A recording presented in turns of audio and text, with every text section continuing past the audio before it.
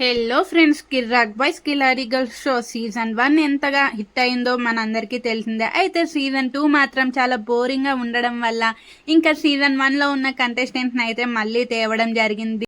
ఇంకా అందరు కంటెస్టెంట్స్ అయితే తమ వంతు ఓవర్ యాక్షన్ అయితే చేస్తూ షోకి అయితే న్యాయం అయితే చేస్తున్నారు. కానీ వాళ్ళు ఎంత చేసినా సరే ప్రయత్నం అయితే ఉండట్లేదనే చెప్పవచ్చు.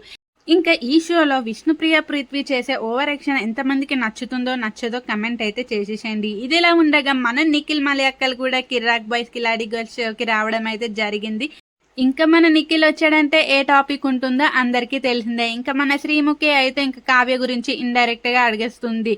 సెకండ్ ఛాన్స్ ఇస్తావా లవ్ లో అనేసి అడిగితే ఇంకా నిఖిల్ అయితే చాలాసేపు ఆలోచిస్తూ వై ఎందుకు ఇవ్వాలి అసలు సెకండ్ ఛాన్స్ అంటూ నిఖిల్ అయితే చాలా యాటిట్యూడ్ గా ఇంకా బాధగా అయితే చెప్పడంతో అక్కడ ఉన్న వారంతా కూడా ఒక్కసారిగా షాక్ కి గురయ్యారనే చెప్పవచ్చు.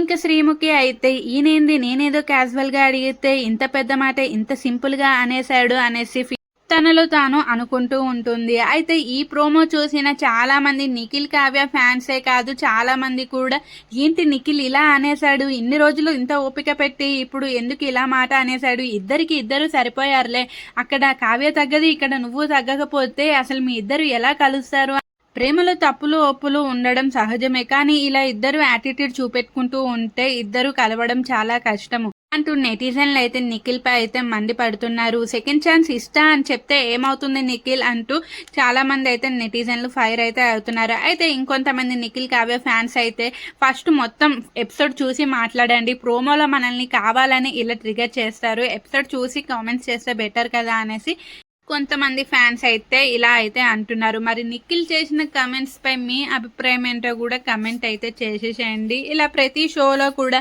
ఈ శ్రీముఖి కూడా కావ్య గురించి అడగడం అయితే ఏం బాగలేదు అంటూ కొంతమంది అయితే అంటున్నారు.